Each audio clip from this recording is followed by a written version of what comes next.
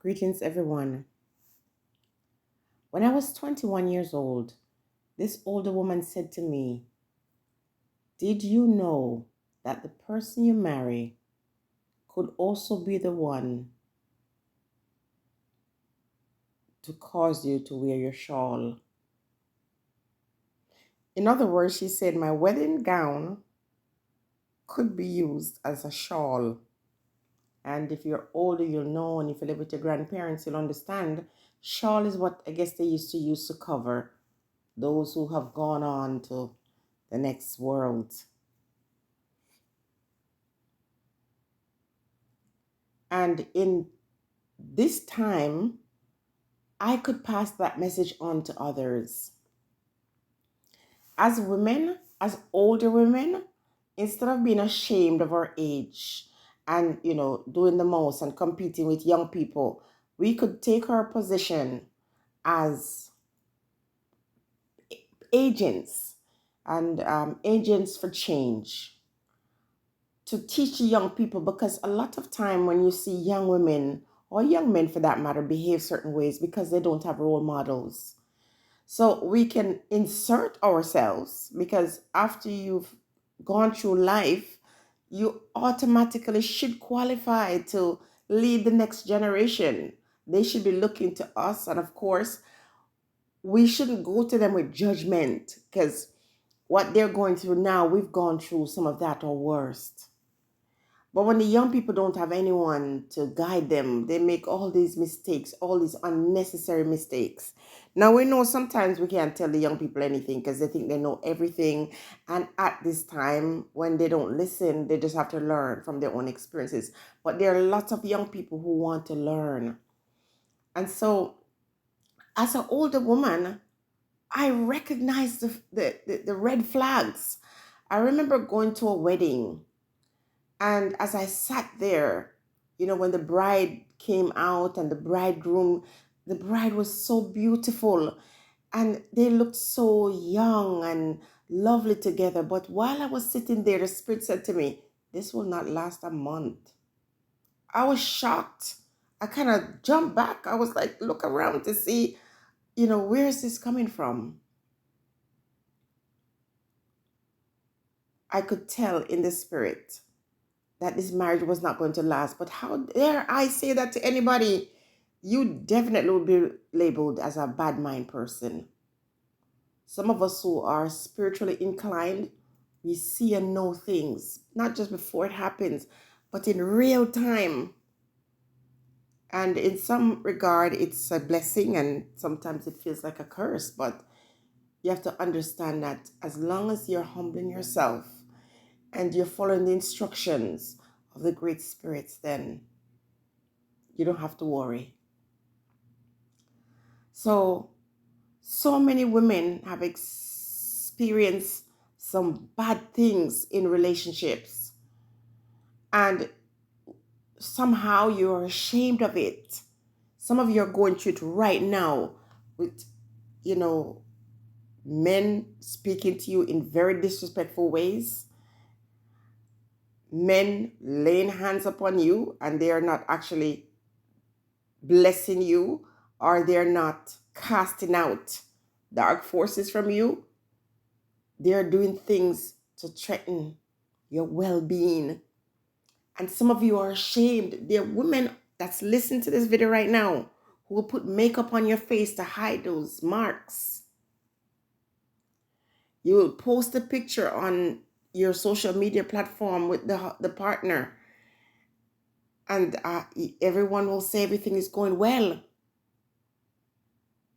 But in private and secret, you're going through not just changes, but agony.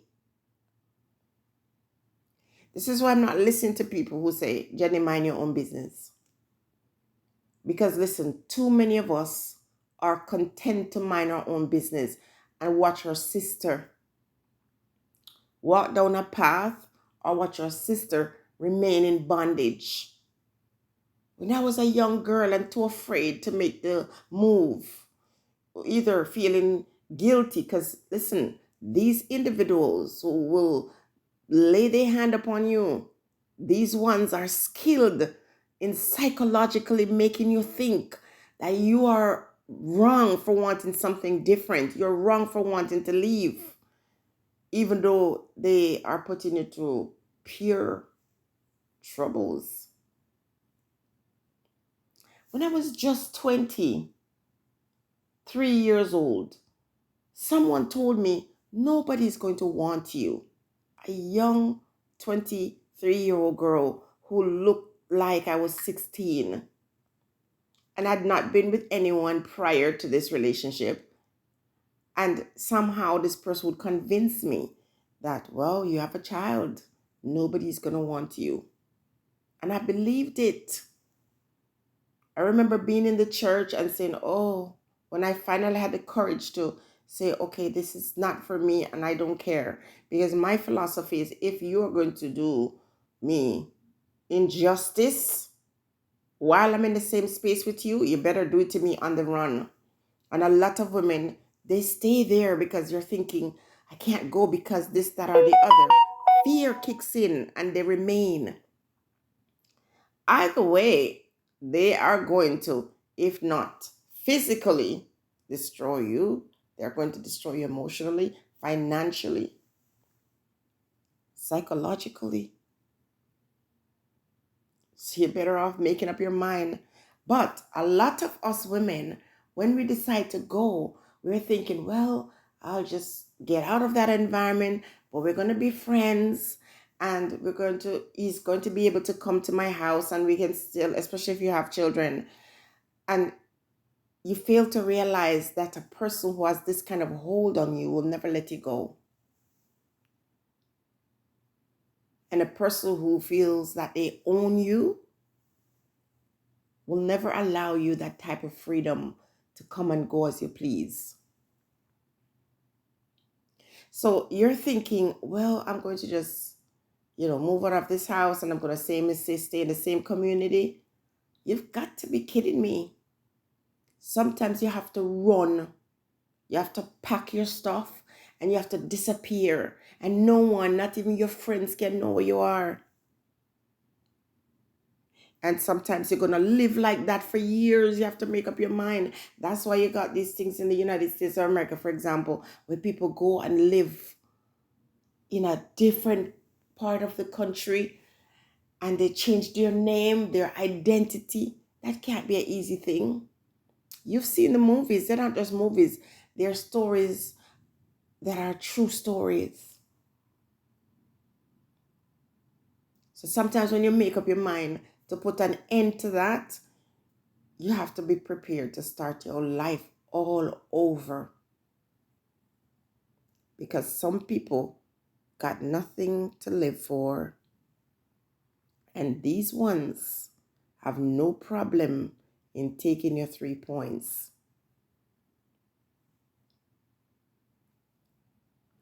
The girls need to recognize the red flags. They meet someone new and suddenly the person just wants to marry you without even getting to know you. And they start giving you presents, love bombing you. And you're like, oh my gosh, I feel so wonderful. Sometimes these gifts are meant to pull you in and then hold something over you to say, you took all my things and now you want to go? You use me. Do you notice in the last few videos that I've done, how many men come out and say people use other people? Individuals will get together, make a choice to share their love with each other. And you got people coming and saying use. So you have to be careful how you're taking gifts from men or women for that matter, but men are worse for it. You have to be careful how soon you allow some people to come into your life, because sometimes all it takes is one date. You go on one date and you find somebody who will change your life for good. And not for the better, but I mean for the long term, your life is never the same. Some people are crosses and destruction. Some people have their demon spirit attached to them from Wapikill Philip. And they will seek you out and find you. People go on the internet and seek people out from different social media platforms. I get attached to them, and people get attached to people easily because people are lonely, people are sometimes in need. And the dragon is always waiting to attach itself to whomever it can devour. So we have to teach our girls. Better you teach them and they ignore you and then they go learn the hard way. But teach them, show them the signs, show them the red flag. Tell them, listen to your gut. Sometimes when you're lonely and you meet a nice person, you finally think, yeah, this is the one. And you go on your first date and the man opens his mouth and says something to you, and something in your gut, you feel it from the bottom of your belly drop that says, mm-mm.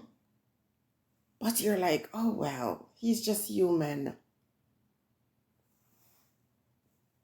I'm too fussy, I could ignore that.